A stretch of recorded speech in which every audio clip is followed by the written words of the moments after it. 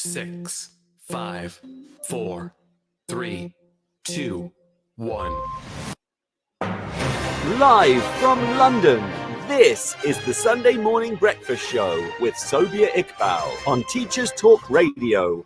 Good morning. You're listening to Sobia's Hello Sunday. It's Sunday, the 12th of May. We have the best conversations coming your way.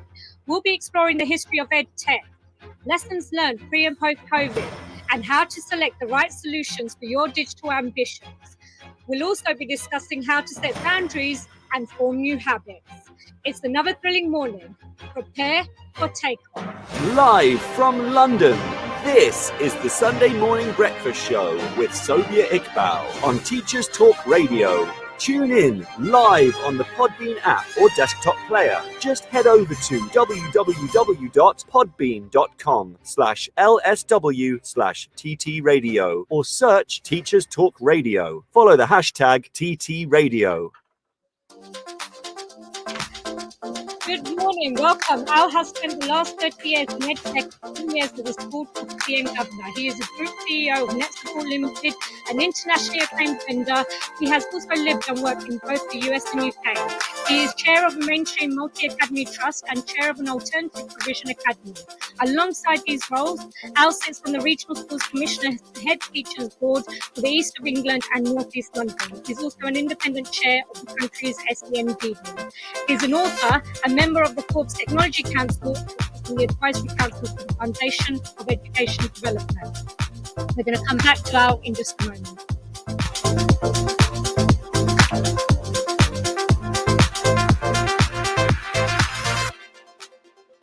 Morning, everyone who's entered the studio. I can see loads of people in today. Morning, Annabelle. We'll be coming back to Annabelle later on in the show. Okay, Al, how are you? I'm very good, thanks. Good morning, everybody. Morning. Al, firstly, I want to start off just by saying happy birthday. I know that it was your birthday week. Oh, bless you. Thank you very much. And also, I was doing some research on you, and I found out that you like classic cars. Is that correct? It is a little bit of a vice of mine. I have been a lover and a fan of classic cars for many years, yes. Okay, so it was hilarious because on Twitter, I actually posted a tweet with lots of classic cars, and Al was quick to say, those are not my cars, but he wished he had them. So Al, what kind of classic cars do you like? Oh, I'm a bit of a, I think the right term is a cornucopia. I like all kinds of old cars. I think there's a design measure really in terms of some of the shapes and styling of older cars that I think we've never managed to match or better with newer designs. So over the years, I've restored a classic 1972 Mini for my son as his first car. And then when it was finished being restored, I decided it really wasn't the safest vehicle for a first car. So that project was more the making it than the enjoying and driving it. And I'm very fortunate that I've got an old classic Porsche 911 that I've spent many years having restored. And that's my go-to well-being space. And that's brilliant because I actually was reading up about the Porsche 911, the one with the 2.0 engine, and it was saying that it's nearly 50% more power than other Porsches for its time. So it was the fastest car for its time, wasn't it? The original ones absolutely were, yes. I'm quite lucky. Mine's are back from the 90s, so it's that kind of middle zone of classic Porsches, but it was the very first ever four-wheel drive Porsche. But I think like a lot of people, you kind of get drawn to vehicles that were originally the posters on your bedroom wall when you were a child. Yes. And I love the shapes and the curves of those. So I think we all need to have some vice, and that's a pretty safe one, I reckon, in the bigger scheme of things. Well, it sounds like a cool vice. You also like dogs, and what breed do you have? Oh, you shouldn't get me started on the pooches. I'm very lucky. I've got two older Labradoodles who are 14 and 12, Waffle and Basil, who very much sleep their days away now with interludes of eating in between, and a very active and feisty Cockapoo who's just turned 2, who goes pretty much everywhere with me and certainly is seen on a daily basis around the offices or if I'm out and about. Oh, that sounds great. And I bet when you get free time, they're the only ones that you want to spend time with. Obviously, my wife would strongly disagree with me on that statement, but I think in the true spirit of a successful marriage being about compromise, it's worth acknowledging she's not the biggest Pooch fan. So I'm very blessed that she's very tolerant about my passion for the hounds. Oh, that's great. Al, for our listeners, can you please describe your background in education and some of the projects you've been involved in the past and you're currently involved in now? I will do my best. Yes. Those who do know me will know I often refer to myself as a man of two halves. So I've spent the last 30 years in education, in one sense, from the commercial world as an edtech vendor, developing and designing technology and solutions for use in schools all around the world. And a parallel to that, I mentioned family, and I have two children who've been through the education system and out the other side. And when they were very young, I was very keen to be involved in helping support the growth of our schools. So I became a governor of a school in Peterborough when it was first opened, brand new school, and moved from being a governor to the chair of the governing body there. And then we became a multi-academy trust. Initially, ironically, a multi-academy trust of one, but that allowed us to bid for free schools, and we've opened a new secondary school. Then one of our secondaries became an all-through provision, and then we've opened primaries and built on that basis. Working with a local authority, became chair of the governor leadership group, and through that work, joined other schools where they had an IEB or needed support to help grow and develop their governance and leadership. So have been involved in infant schools as well. And linking from that, have been a member of the Regional Schools Commissioners Head Teacher Board, and again, there being the person to provide some insight and challenge in terms of governance and financial management and probity of schools. And then linked to that, which all these things are interwoven, where there have been multi-academy trusts that have got different challenges. I've been asked by the RSE to go and join that governing body to help shape change or improvement within those schools. I'm also a real focus and fan in terms of that equality for all. So I do sit and chair the regional SEND board because I think that's a really key part of the service and building blocks that we provide. And I'm chair of an academy, which is an alternative provision just for those learners that struggle with mainstream education. And again, I think that combination of all means that hopefully I get a really broad insight across all strands of the education spectrum. That's fantastic. What I like about you, I was reading your book, and you said that you believe in the big C's: context, community, collaboration, communication, content, co-construction, and creativity. And then you also said that you like you like to celebrate compassionate, capable, and confident educators. And I found that fascinating because it resonated with me, knowing that you are a colleague, a professional colleague who does look at the bigger picture, and you are focused in a lot of areas, not just ed tech. So yeah, I was very impressed with that, Al. Thank you. That's lovely to hear. I think I should probably say it quietly because if I might get in trouble. But I am very much a believer when it comes to school leadership that the bigger picture about what we provide for our learners is much broader than the finite assessments that our children leave their school with and their qualifications. And personally, I think that breadth of experience, the way that we celebrate, give young people opportunities, that memories that we take away from school, for me, count more than one grade point on their progress A or attainment A. Now, obviously, in an ideal world, we want to deliver everything and both, and we want our learners to have the best qualifications that open up their next pathways. But I always kind of reference things like, well, I'm a firm believer there's more than one pathway when we leave school for education. I'm an apprenticeship ambassador for the East of England, for example. And whilst I think it's fantastic as many of our learners go on to university, I always find it quite frustrating that that's deemed the only real measure of success post-16 in our schools that we're actually recorded against. And actually, there are so many pathways and success stories that as a lifelong learner, I really think we need to embrace the wider measure, not just those small few stepping stones of exam success. Yes, I agree with that. So how did you get into ed tech then?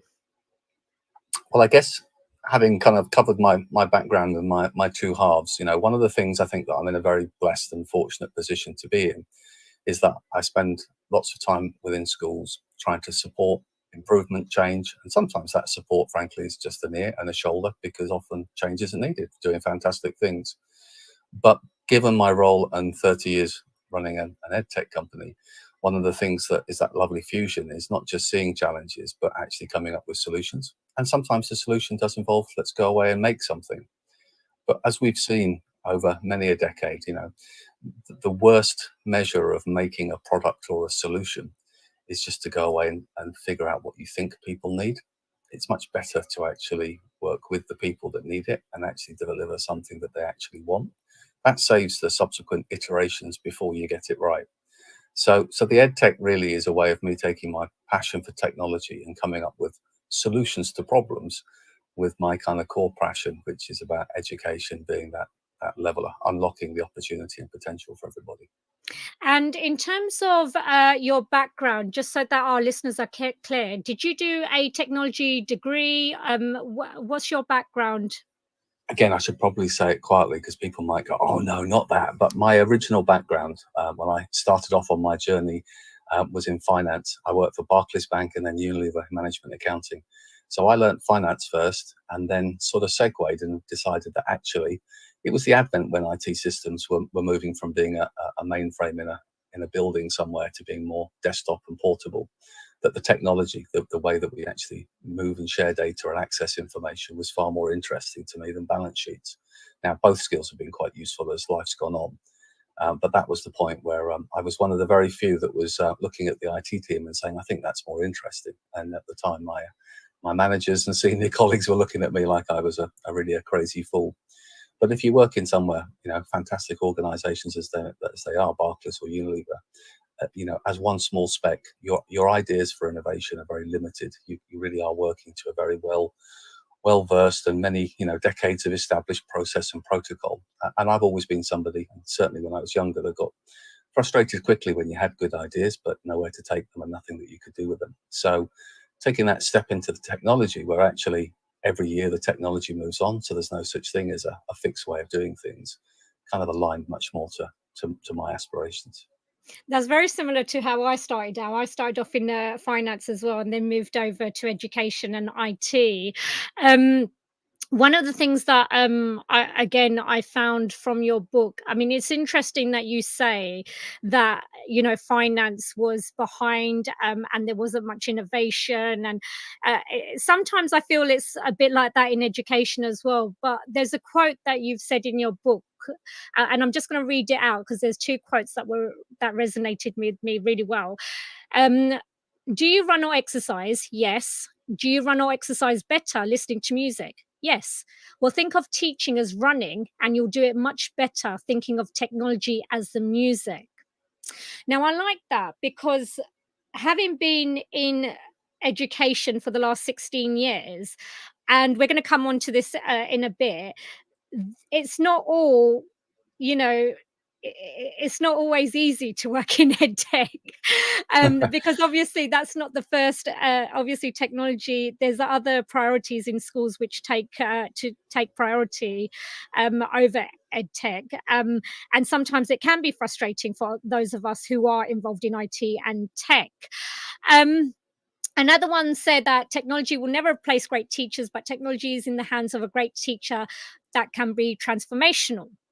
Now, based on your journey in ed tech, what mishaps have you had that are both humorous and serious? And what lessons have you actually learned throughout your ed tech journey? Goodness, there's quite a long list there. I mean, the first thing I will absolutely resonate for me is that technology is there as a facilitator.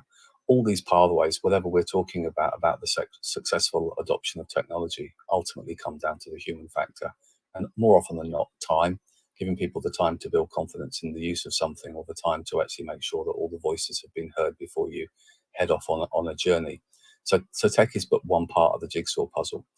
The irony, of course, sometimes is that we talk about not having enough time to look and implement edtech, when actually one of the byproducts and outcomes of successful tech adoption can be creating time, freeing up time. So we do have a little bit of a chicken and egg sometimes in how we tackle those things. In terms of my career, and experiences. I think the first thing is, which is something that I see as a strength, not a weakness, is confession number one. I've made loads of mistakes, but I actually think we're both personally and as a business, we're stronger for it. So I often use the phrase that mistakes are stepping stones to success, because I think you actually learn more from your mistakes than you do from your successes in a counterintuitive way. What I have learned is, and it feeds absolutely into what we've seen over the last 18 months, are two strands. One is, within reason, it's okay to take risks. You actually have to step outside your comfort zone and try new things to figure out whether they do or don't work, but not be afraid if they don't work. You've still learned something by that process and time. The bigger one, which from an edtech advocate might seem, again, a little bit counterintuitive, is that less is more. Actually trying to do a few things well has far more benefit than trying to do a lot of things. Technology, whilst it's here to stay, and we also want our learners to walk into the workplace familiar and not fearful of technology, it isn't a race to who can have the most. And so I think one of the biggest lessons I've learned is to sometimes just slow it down a bit out. Don't try and do too much too quickly, because if you get a few core building blocks well, if you're able to evidence they've had a positive impact, that builds confidence and allows you to build the additional layers down the line, make decisions with stronger confidence than trying to do everything all at once. And so some of the lessons we might talk about, moving forward, about looking at that bigger picture of, well, where does digital fit in the future in our schools? It's about looking at the things that have worked well and how do we embed them? How do we make staff confident and comfortable using them, our learners confident with them, and not try and, take it to level 10 automatically or overnight. And some of the things that you discuss, which again I found quite interesting, and also it's accurate based on my experience as well. Um, you discuss this section about the history of ed tech, and Mm, it's about interactive whiteboards, for example. And you mentioned the fact that the whiteboard is just used as a surface to, just to write and annotate on. And I feel like it has become like that. When we first started, it was very much different because it was brand new. But to me, in some of the schools that I've worked in, it very much is just like a projector now. And yeah. so it does question, you do think about this thing about schools that aren't effectively managing tech resources, and it is a poor use of public money, isn't it? Well, yes, potentially. But like all these things, every school is different. I mean, I used perhaps the example, and I've seen it within our own school. So this, all the experiences and tips that I share in the book, are very much based on either personal experience or experience of colleagues that I trust and how they've evolved within their schools. There are plenty of schools that when you're building a brand new school, you've got the bricks and mortar and the cabling in. You're looking based on your funding for how do I equip this classroom, and one of the first things on the list is the interactive whiteboard. And often the question why is responded to, well, all our classrooms have got whiteboards, so of course we need them. And the question really should be, is that still the most appropriate technology in the classroom? I mean, why wouldn't a screen sharing technology for your iPad or a visualizer linked to an LCD screen not be more effective? And the reality check, of course, is whiteboard may well be very effective, and I've seen it really well used effectively, particularly in primary phase.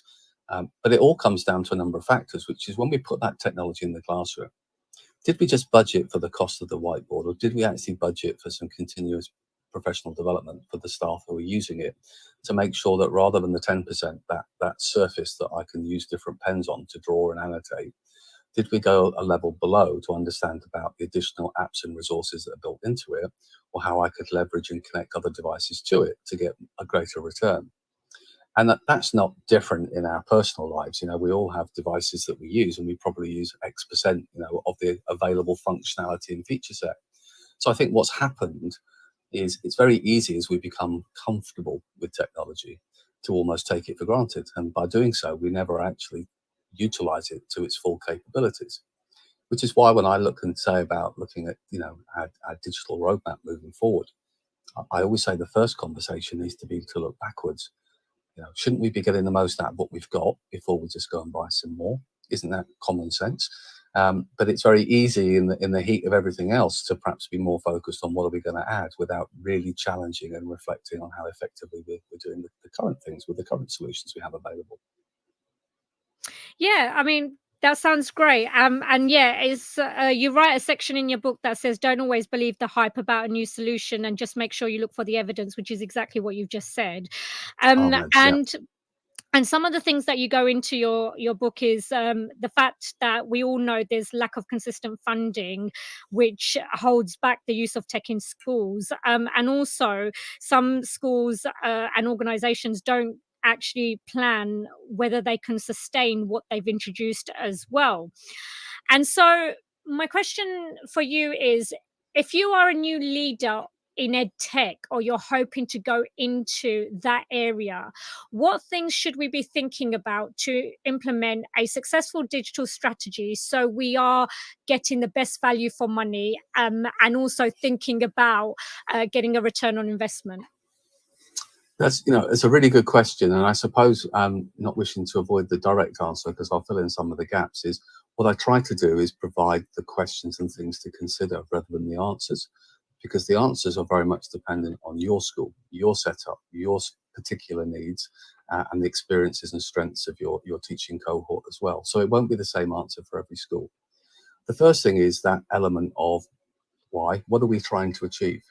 And so that involves bringing together all the key stakeholders so that you've got a voice about what the current challenges, pinch points are, and also what the aspirations might be. So I use a Venn diagram and very much say, at the heart, the center is the teacher and students. The feedback in terms of technology that works well, how it can, different ways of engaging with learners, which ones are more effective, what would be more useful in terms of, whether it's speeding up the feedback loop or capturing assessments easily within the classroom, or just broader engagement. And then around that, we're plugging in, the senior leadership team. So how does that align with our school development plan or our SEF, in terms of what are our areas of development we want to focus on this year, next year, and so on. And then we're thinking about everything from our SCN team to our DSL and safeguarding considerations with any technology we incorporate.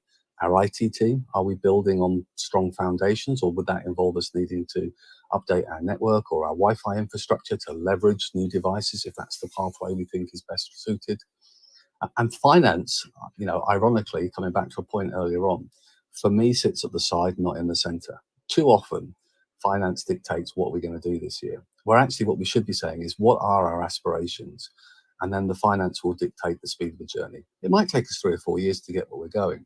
But what it does avoid, if you have that bigger picture of where you want to end up, is it avoids you making choices and purchases this year that actually won't build and allow you to get to that end point. In other words, they become short-term benefits, but then you actually discard them because the longer term you need to use a different tool that perhaps isn't compatible or isn't going to be suitable in your aspirations. So there are quite a few strands that I try and kind of break down the book in terms of making sure you bring those voices together. And if we think about my comment about the human factor, let's be realistic. Most projects, and we can think of whatever we do as a change within the school as a project, they're much more successful if everybody feels that they've had an ear, they're part of it, they know what's happening, they're coming along for the journey rather than being dragged along on the journey. And one of the worst things I see, particularly in larger MATs or in school districts in the US, is when there's a central senior leadership decision on a technology and approach to do that is pretty much foisted on the staff at the start of the academic year. And then we wonder why that solution takes time to embed or doesn't have the impact that we'd originally hoped for. And that's often because actually the voices on the shop floor, in this case, in the classroom, are often the ones that are more aware of the pros and cons of tech, what it's meant for them today. There may well be staff that have come from other schools who've got experience of where technology was positive and had an impact in their learning environment. So if we leave the decision making purely strategically to the senior leadership team, it's perhaps not always the case that they will have their own personal journey with tech to really reinforce the quality of the decisions taken. So this is one where I would argue strength of leadership is actually having the confidence and strength to delegate down and let the people working with our children actually be a key shaper of where our digital strategy goes.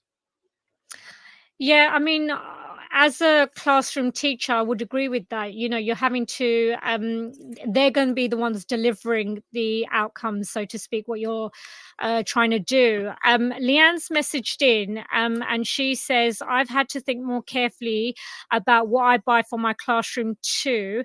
And that's because a lot of the digital, I think that's the digital stuff that she's talking about that she Hmm. buys for her classroom resources. She has to pay out of her own money because obviously budgets are tight. So I assume that she means that budgets are tight and she's having to buy little things related to ed tech to help her deliver her lessons. And that's a Um, really important point, though, Sobia, because there's the solutions that interconnect across a school, the data, student performance information, communication systems, and so on. And then there are other digital resources that are very much curriculum linked, which are within the budget of a department or a class. And where we want to, part of the idea of getting all these voices around the table is that we don't make decisions in silos.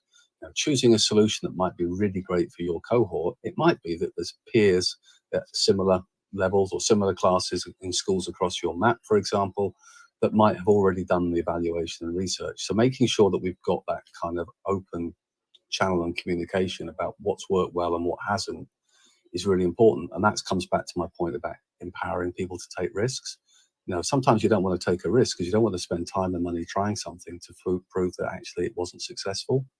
And people don't like to have to put their hand up and say, actually, that didn't work. Whereas what we should be saying is, well, thanks for trying. At least now we've got more of a focus on what we don't want. And that's often just as an important shopping list as what we do. yeah, I mean, I agree with everything you've said. One of the things that I found in my journey is that sometimes some senior leaders don't understand technology. And it's quite common, obviously, in education because a lot of them come from other subject domains. They've not, it's their first time in their leadership journey, maybe.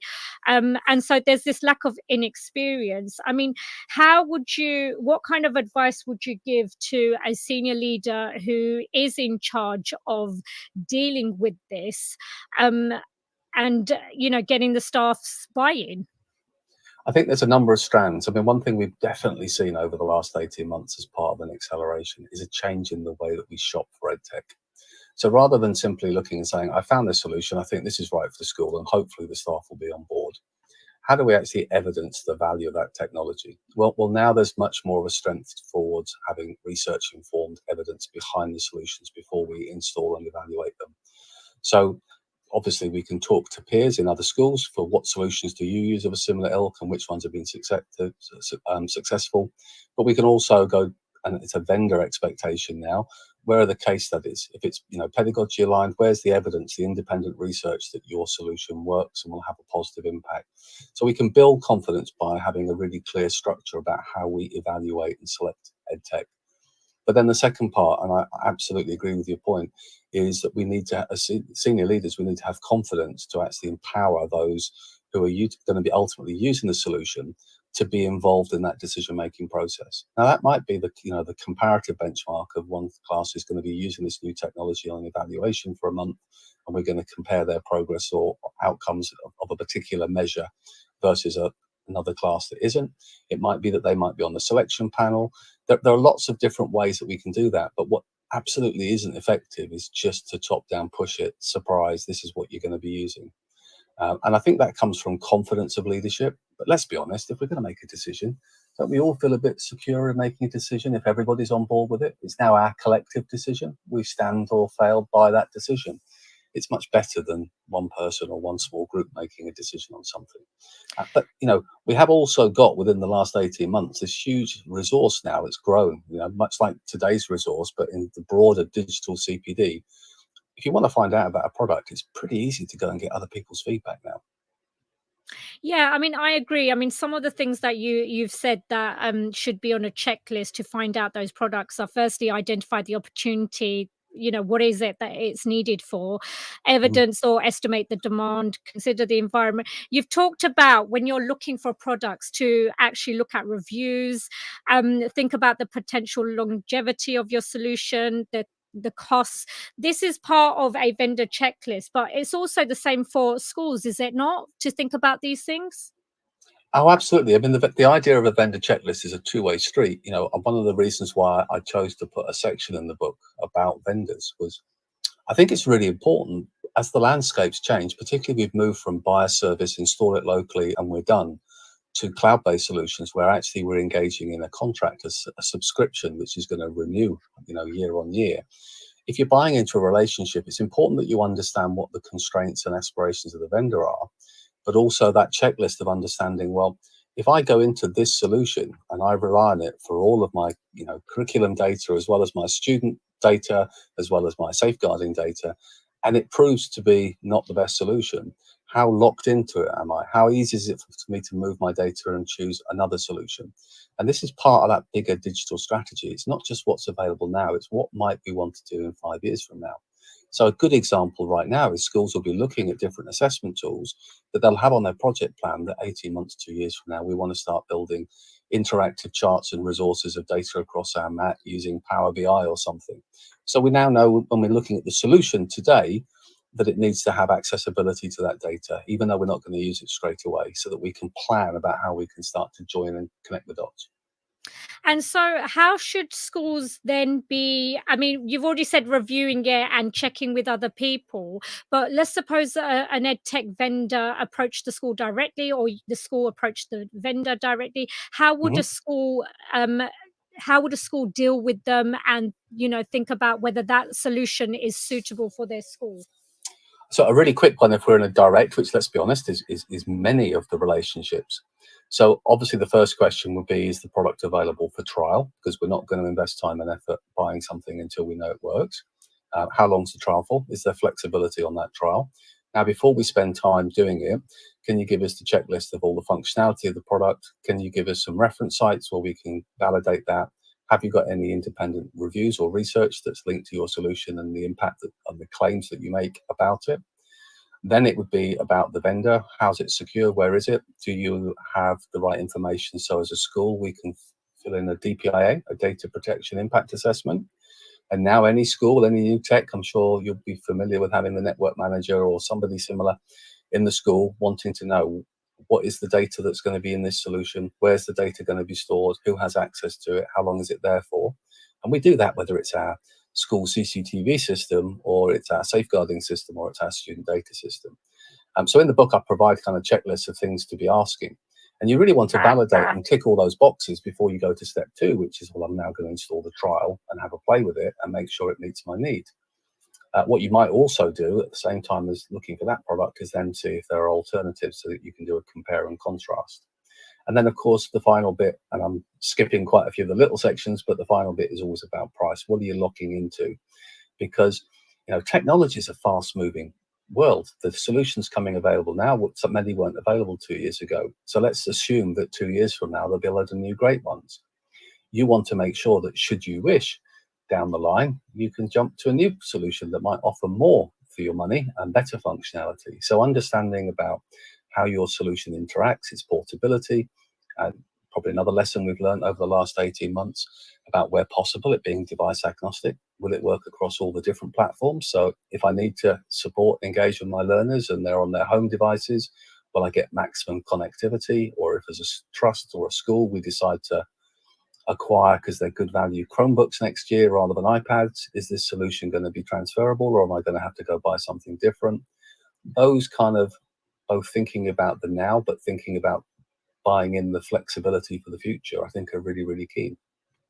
And I mean, you talk about the future a lot in your book, and you do mention this great article by Andreas Schleicher, who's in charge of the education skills and OECD, and he discusses about what education will look like in 20 years, and part of that is technology, and it's really interesting how there's some educators who don't believe that this is going to be the future.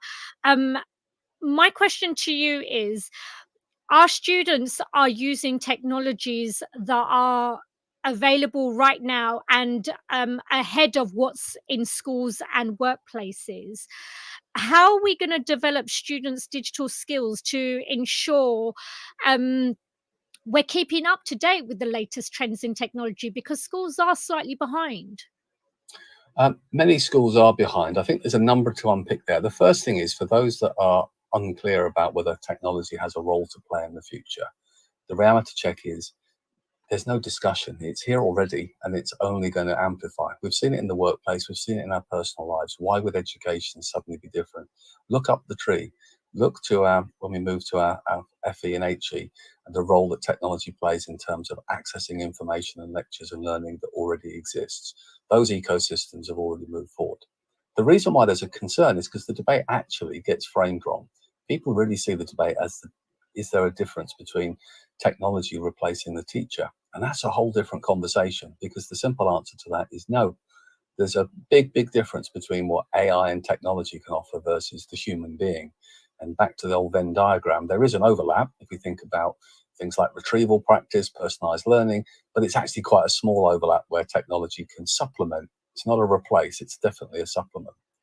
If we then think about schools and how do we keep on the technology path, well, there's a big conversation about skills in the bigger workplace right now.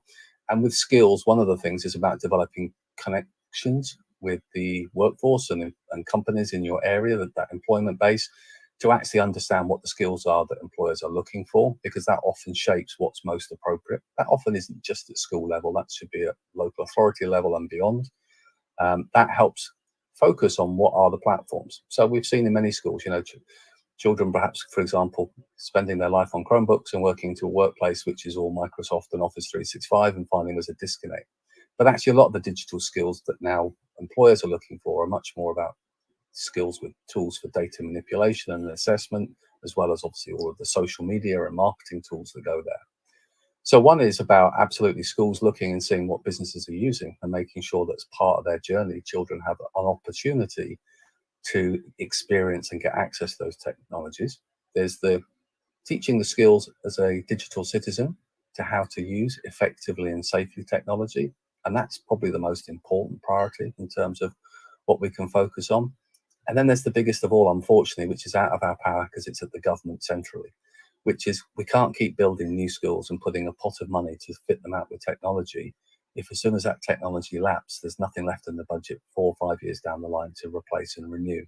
So the funding formula has got to at some point recognise that there are the majority of schools that need help, not just as a one-off when we're short a kit, as we've seen over the last 18 months, but on an ongoing basis to make sure that our learners are equipped with the right technology. So that's capital funding, really, on a sustainable basis. And that's part of my interest and involvement with the Fed, is very much looking at this kind of roadmap of a 10-year vision for education, not one that's shaped by a success or failure within one political cycle, which is where we sit at the moment, but something long-term that means that digital, the technology and the skills we focus on during that journey can be interwoven over a longer period of time. Yeah, that sounds great. Obviously, one of the things that is an issue in schools is what you've just said, that politically, every time the cycle changes, we've got different things coming in, and then obviously, you talk about building schools for the future, which used to be an initiative that was rolled out before this current government, and that was stopped. And then obviously, the free school system came in, and the academy system came in. One of my next questions is, when you're discussing developing teacher digital skills, how would you go about in trying to secure buy-in from staff who are still very much in the mindset of teaching and learning comes first, and I don't really need to learn technology? It's a real difficult one. I actually think, particularly after the last couple of years, that's probably a smaller minority. Again, this isn't a one or t'other. The priority is always teaching and learning about the experience and recognizing where technology can help, support and facilitate as part of that human to human interaction. What I always say in schools is this usual thing about connectivity and communication. So we've seen, for example, whether you're a Google or a Microsoft school, been using Teams more effectively over the last 18 months, for example, that actually there's a whole strand of support for communication between staff that can be a really positive and important one. The skills we've learned about creating when we do our synchronous lessons, actually thinking that asynchronously we can record exemplars. Well, they become just the same mechanism for recording the way that we use tools as exemplars for other staff to share and engage. One of the things I always say is, who are your flag bearers? Who are the go-to people in your school that have confidence in different tools that are part of your overall school systems? Actually recognizing who the go-to people are gives people a lot more confidence to go away and try. I'm absolutely not a believer in we've got a day and a half of inset at the start of the year. Let's give everybody a 4-hour overload of EdTech and off you go. It needs to be, schools need to be thinking about how we can develop that continuous professional development, bite-sized chunks, and actually offset that with how we're going to free up the time to allow staff to do that. But that sense of, like any technology, if you use it regularly, you build confidence. If you know who the go-to person is, you're much more inclined to try things because you've got someone to go and bounce ideas off. If you've got those kind of exemplars, then again, the same applies. You can access it anytime that suits you. Yeah, I mean, I would agree with that. In my school, I've currently rolled it out. So I've got, for example, I have one-to-one coaching sessions, which is a drop-in surgery. Brilliant. I've also got departmental training that I'm doing, going around to departments, and then I'm also doing whole school training as well. And I think that's kind of the route that you need to go to. You need to have someone that, because obviously there's this fear factor, when you're using technology. Staff have this fear factor that something's going to go wrong, just like children do, because I taught IT for many years, and children just wouldn't like making a mistake, or they were scared they were going to break something. And one of the best ways of learning is to make mistakes. That's how I learned IT and computer science. And I think that's the kind of mindset we need to get staff and students into, that it's okay to make mistakes.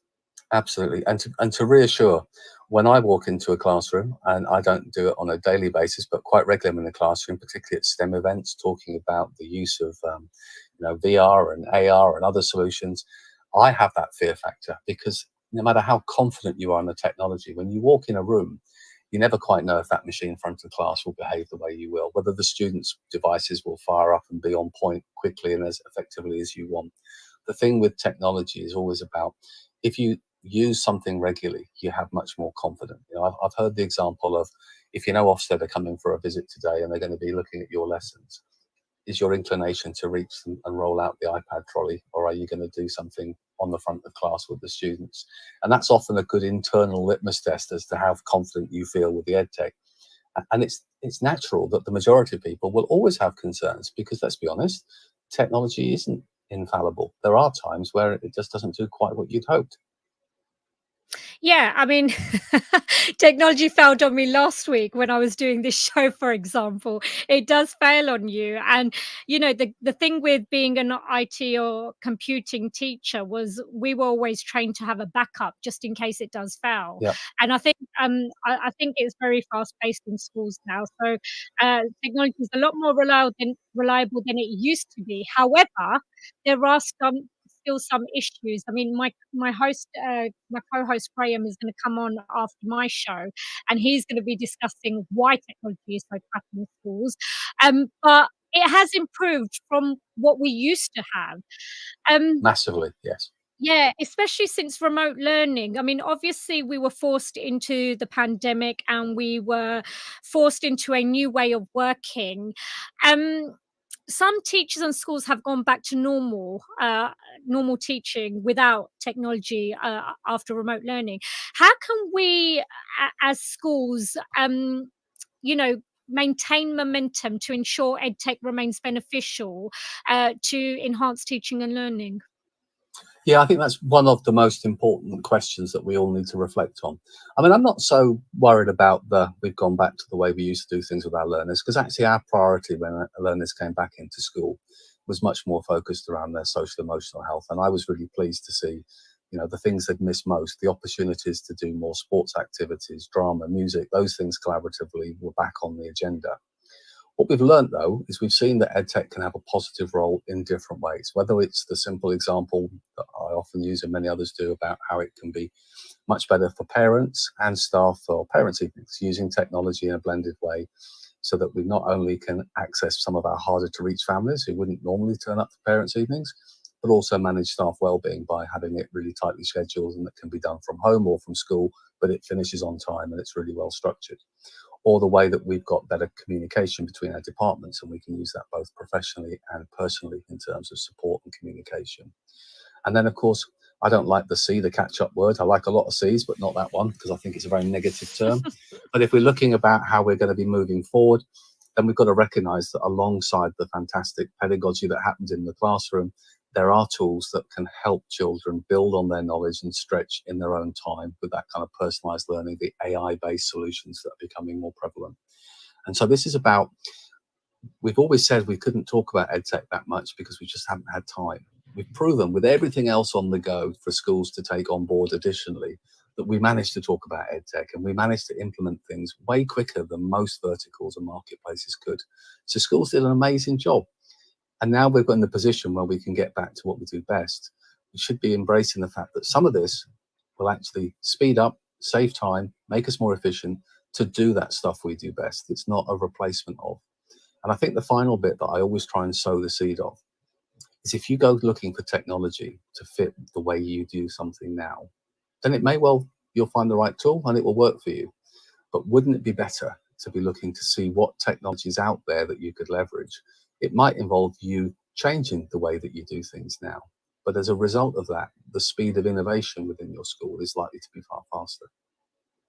Yeah, I mean, one of the good things that did come out of remote learning was the online parents' evenings, which staff and students and parents are loving because, before it would take hours to go through parents' evening, but now it's just very, very simple. And everybody seems to be happy with that. So we can take good things from the pandemic and the situation we were in, and continue that. Absolutely. And I'm certainly hoping in the Easter holidays, rather than all of our staff coming in for GCSE revision classes, we'll learn the lessons and think we can do them online to the 50% of students that normally turn up and attend. But we'll also then have recorded lessons that the other 50% might access at a time that suits them. Again, we've saved staff travel time. We've potentially made that content accessible to a broader audience. And we're just building on the skills that we've acquired over the last 18 months. And for schools that have PFI contractors out, and I know you're gonna, You I had know to you're go gonna and laugh. mention PFI, Yeah, didn't you? sorry, I had to go there because obviously having experienced it several times now. What are your thoughts on PFI contractors? Well, I'll start with take a few letters off that word. I'm not a huge fan of PFI contracts in the broader sense. They were a means to an end to get the private sector in to deliver new schools and projects in the broader sense. But, they often came at a significant long-term financial cost. The biggest challenge, I think, for schools that were built under PFI contracts and have many of their services wrapped around that is it's the disconnect, because the school actually isn't the key stakeholder in the contract. It's the local authority that set up as often referred to, SPV, special purpose vehicle, the entity that runs the contract. And so it often feels a little bit like it's something that you've got to deal with, but you've got limited control over. In schools that I know that have been built and delivered under PFI, the challenge with PFI contractors really comes down to how you best manage the conditions that you've got under that special purpose vehicle. And when I say the conditions, I mean the service level agreement in terms of what they deliver, the timeliness of it. Some schools have been successful with the support of local authorities in renegotiating the terms of PFI contracts to somewhat reduce down that big hit every year that they're contributing towards. But others have used it as a mechanism to effectively track the speed and timeliness of the services they've got bought in, whether it's cleaning, IT, ground services, whatever it might be. Often it's, playing field management and maintenance, or AstroTurf and all those kind of bits and pieces. And often it's quite a lot of work to actually manage and hold to account the expectations of service versus what you get. But there are mechanisms, but it does involve the local authority to support you on it. I'm asking because I've worked for a couple of organisations that are part of a PFI contract, and sometimes the service you get is not fantastic. So what should schools be thinking about when managing that service and also their IT infrastructure as well? Well, certainly my starter for 10 would be to actually get the detailed copy of what was built under the project agreement in terms of level of service, timeliness, and what it fully encompassed. And then would be to track what you get against that, so that you've actually got that direct comparison to then go back and challenge under the project agreement the delivery if you're not happy of it. If you're not happy with it and you can evidence that it's not being met against the service, then you've got two pathways. You've got one to negotiate the amount you're paying, or secondly, an attempt to remedy it. You are somewhat locked in within that process. If your IT is under that PFI as well, and for many of the IT was at the initial delivery, there was like a separate wave that came under BSF with the projects where IT could be built as part of that project. Then the same applies, which is what's the expectation? Do a compare and contrast, get an external to come in, an external company. There are plenty of school-specific IT providers that will come in and do a school IT audit for you, identify what you've got, where your pinch points are, and what you might need to adapt or adjust in the future. That typically ends up being the stuff you can't see in the cupboards, like the patch panels and switches that need to be upgraded and so on, but also about unlocking your ability as part of your digital strategy. If your direction of travel is to the cloud, for example, or a particular platform as your base across the school or map. And then you can use that to hold that against your provider under the PFI and say, this is what we're expecting to do. How are you going to meet that, and what are the timelines you're going to define from it? More often than not, whilst there's always a bluff and bustering, there is an opportunity to then revisit and renegotiate under that project agreement.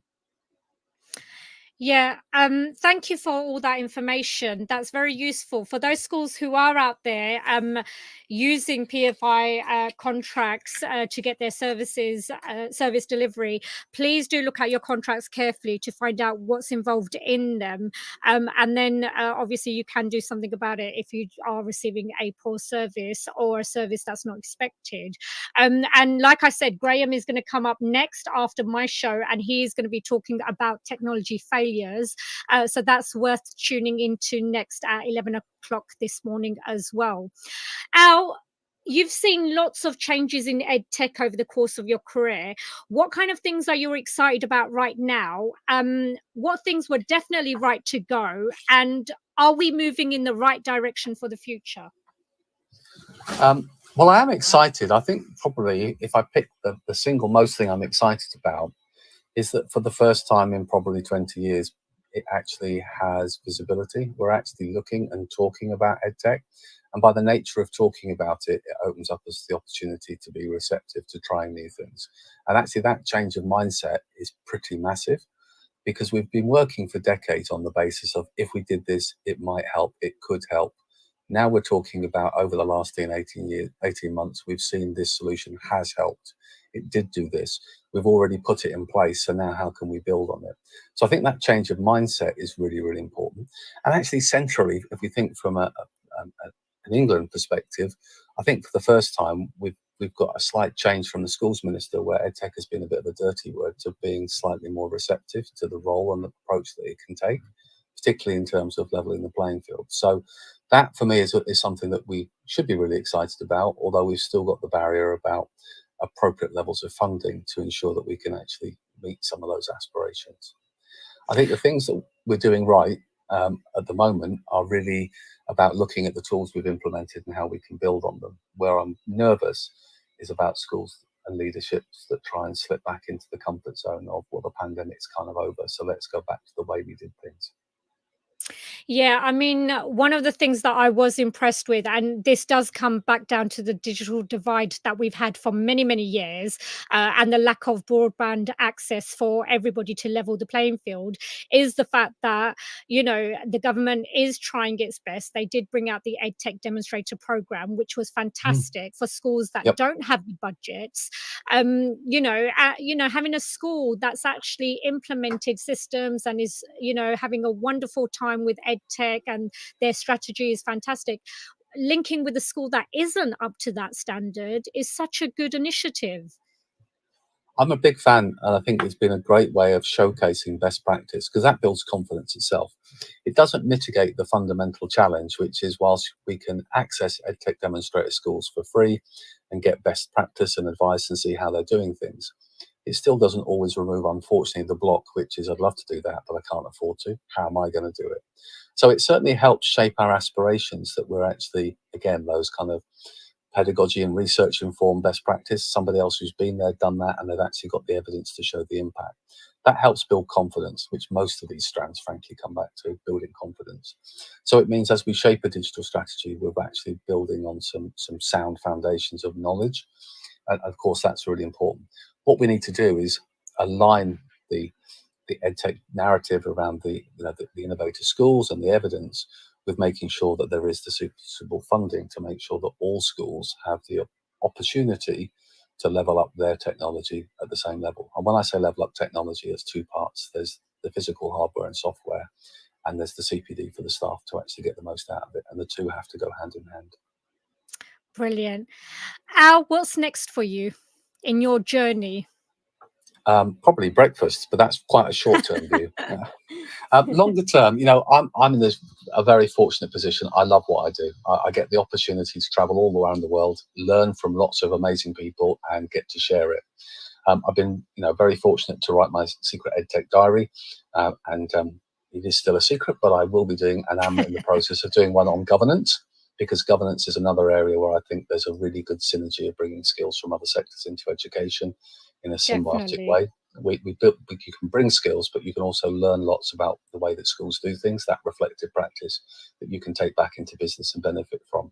So there'll be another book on the horizon at some point in the coming months. Beyond that, I think we've all got plenty to focus on in the short term. My biggest one is we've developed a new solution, Classroom Cloud, which is very much built on the lessons of the last 18 months. And I'm never happy till it's as near perfect as it can be. So we're very much focused on building and developing that solution. That sounds great. And Noreen's just said yay to governance because obviously she has an interest in that as well. Where can people find for more information if they wanted to know more?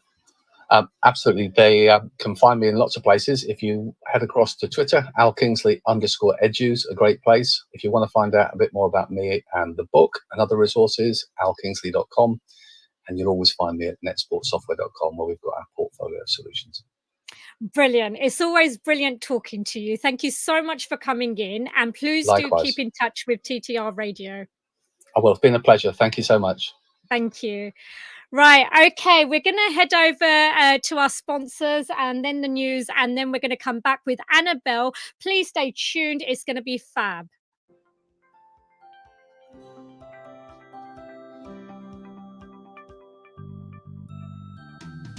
Creative Resources, made for teachers by teachers. At Creative Resources, we've been rethinking what a classroom can be. We've created a huge range of more than 2,500 original and exciting resources that span across more than 15 different subject areas. Whether you're looking for primary or secondary level resources, careers options, PSHE, arts or humanities, Creative Resources have the resources for you. We offer full curriculum packages and unique, challenging escape rooms themed on topics such as Shakespeare, Tudors, and fractions. We have quizzes, task cards, Tarsia puzzles, and lots more. Better still, more than 100 resources can be accessed for free. Just visit our website, www.cre8tiveresources.com. You can get 10% off any order you make on our website by using the discount code TTRadio. Creative Resources, made for teachers by teachers. Every teacher loves stationery, right? Imagine getting a selection of fun, beautiful and unique stationery items designed and selected especially for teachers, delivered through your door every month. You need to check out teacherslovestationery.club. I'm always so excited when the box arrives. It's such a treat. My Teachers Love Stationery Club box is just a little treat to myself every month. It's always full of delightful and surprising items, including some really good quality stationery brands like Faber-Castell and Stabilo. And because you never know what you're going to get, it makes it even more fun and special when you get it. It feels really great to be supporting a family business that's run by real teachers. I can't help feeling like they just know what I'm going to enjoy using stationery-wise better than I do myself. Visit teacherslovestationery.club and enter the code TT Radio when you buy your first stationery box to save £2 today. teacherslovestationery.club. Need support with your phonics teaching? Did you know Oxford University Press now has 3 DFE validated programs to help you? Read Write Ink Phonics, Floppy's Phonics, and the brand new Essential Letters and Sounds. Essential Letters and Sounds will get all your children reading well, quickly, using phonics books you may already have in your classroom. Developed by the Knowledge Schools Trust English Hub, it's affordable, easy to use, and makes teaching phonics with letters and sounds more effective. Whatever your school's phonics needs, Oxford has the solution. To find out more and receive support from your expert local educational consultant, visit oxfordprimary.com/phonics. Every teacher loves stationery, right? Imagine getting a selection of fun, beautiful, and unique stationery items designed and selected especially. This is Teachers Talk Radio, and this is Teachers Talk Radio News.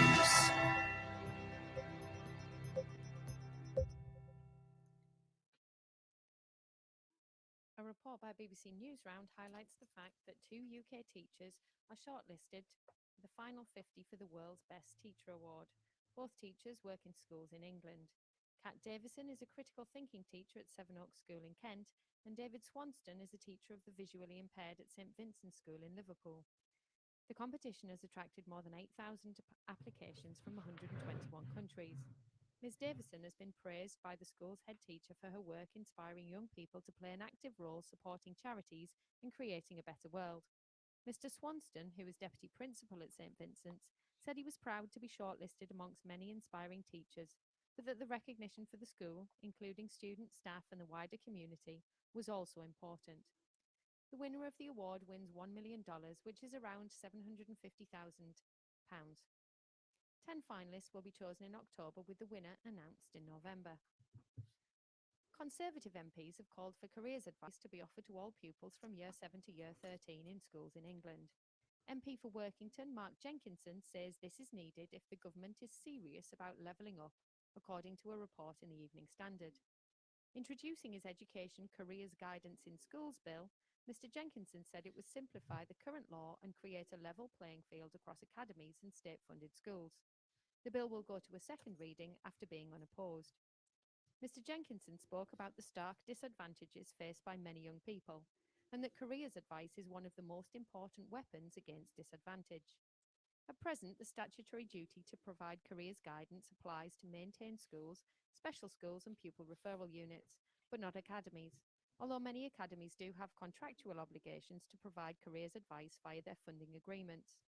Labour's Shadow Education Minister Peter Kyle said the bill was a vital way to expose children to alternative options to work, with those surrounding them when growing up.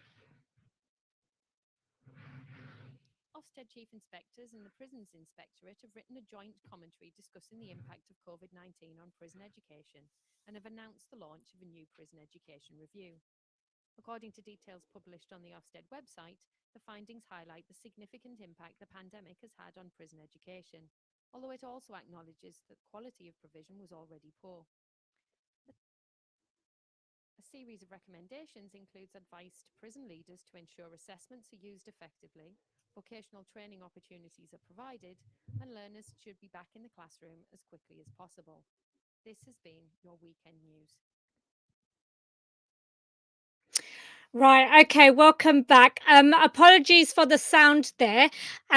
We've been told that the volume is quite low. It is a technical issue. We will try to get that fixed for you next week. So if you didn't hear the news, we do apologize for that. Okay, moving on. Annabelle is the founding director of Balance for Teachers, where she helps teachers ditch the overwhelm and find a work-life balance through self-confidence coaching. As a teenager, she inherited an eating disorder after experiencing complex grief that led to high levels of anxiety until eventually at 21, she was hospitalized with dissociative disorders. Her personal journey of recovery formed the balance method and the pillars of health and confidence that since has helped thousands of people ditch the overwhelm and have more self-confidence. Annabelle, how are you? Good morning, Sobia. I'm very well, thank you. Brilliant. Annabelle, I've just gone through your history and background. Can you tell us, when you were going through these things as a child, did you have any support?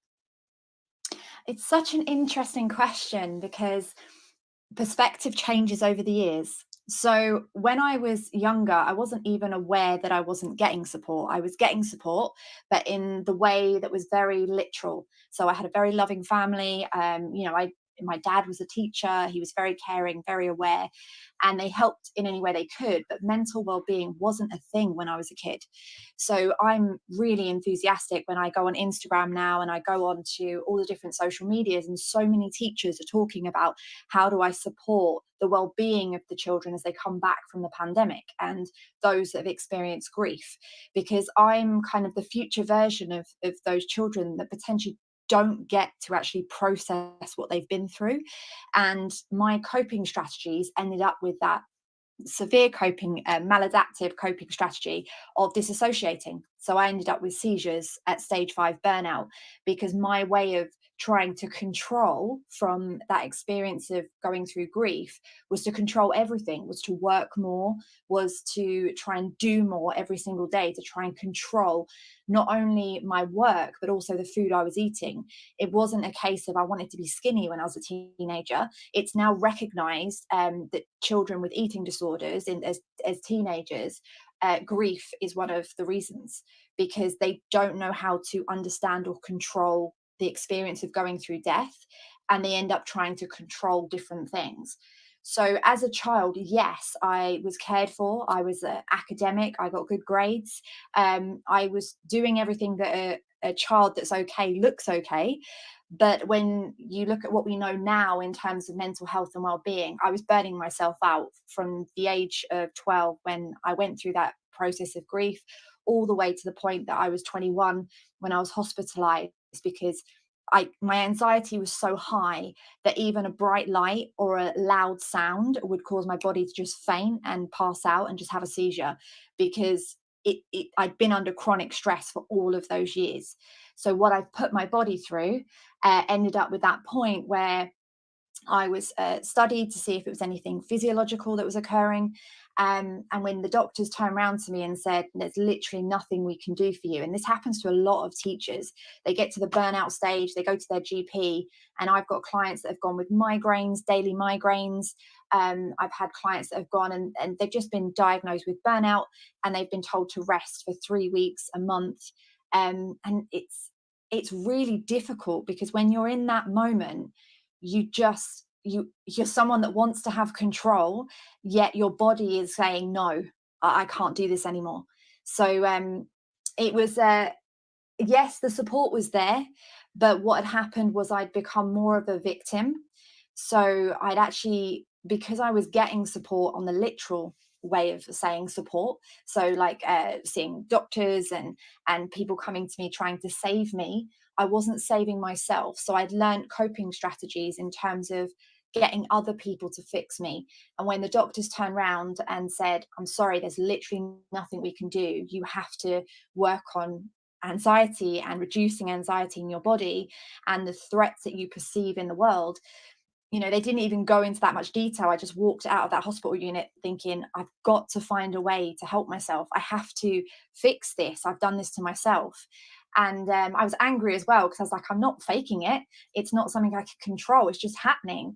And that started my journey, Sobia. So I then spent the next 10 years recovering from burnout and studying. And the more I learned about anxiety and stress, the more I wanted to study more. And that's where my journey went. And that's really thank you for sharing that, because obviously it's quite personal.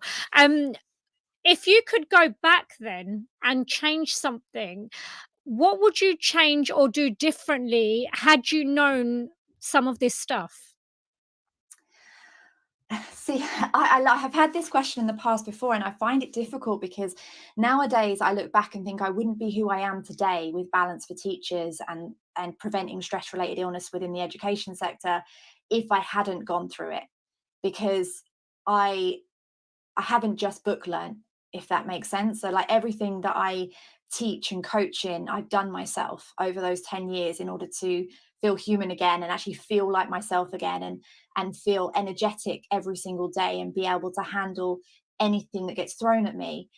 And if I hadn't been through that, would I have been able to cope with what I can cope with now? Probably not, because I wouldn't have that skill set.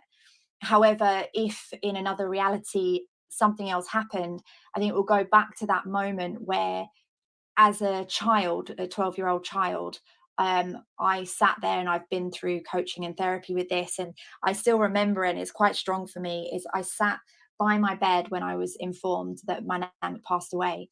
And my perception of the event was that I was alone. I wasn't. Years later, I had a conversation and spoke to other people, and actually, I wasn't alone. So I think if I could have changed anything, I would have asked for help in that moment or followed those people that had left the room because they were upset, and just asked for a hug. So when I look back and whenever I feel anxious nowadays, I find a way to either give myself a hug or reach out to someone for a hug. And that was one of the ways that helped me to recover from burnout. And I mean, obviously, we know why you've started the work that you do. Can you just explain to us what are healthy boundaries? Because obviously, you go into this section on your website where you talk about how to implement boundaries to prevent burnout. Because that's part of this process of actually being self-aware and knowing yourself. So, can you just explain that? What are healthy boundaries, and why are those boundaries good for us as teachers? Indeed. So healthy boundaries, and this is, I go into a lot about the power of language and the way that we speak, because we often, and I hear teachers do this a lot, say, I've got to set my boundaries, I need to stick to my boundaries. But what actually are they? Because healthy boundaries are the ones that work for you. You are on your own journey. You are experiencing your school, your class, your life. It's for you, naturally for you. So what I mean by this is, in order to create healthy boundaries, we have to learn to put ourselves first. And that's one of the biggest hurdles that often teachers have, because they're in the caring industry, which is why work related burnout is so high. It's in hospitals, like nurses, teachers, doctors. They're all the ones that really struggle with burnout because they're in the caring sector. So they care about other people, but often they are doing or behaving in a way that's trying to save others and forgetting about themselves. So we can't save anyone. We can't do that. People have to do that for themselves. I had to learn to do that to recover from burnout. It's about working out your own healthy boundaries. In other words, making agreements in any given moment. And we cover this within the balance strategy, because your life is a journey and it's going to keep going, and you're going to have different scenarios and situations. As a coach, I cannot hold your hand every single day. I can't be by your side if you are feeling anxious. Same as a teacher, you cannot be with your students all the time, every single day. They need to be able to have the skills and the coping strategies to go into the world and be able to deal with any situational scenario that they come across.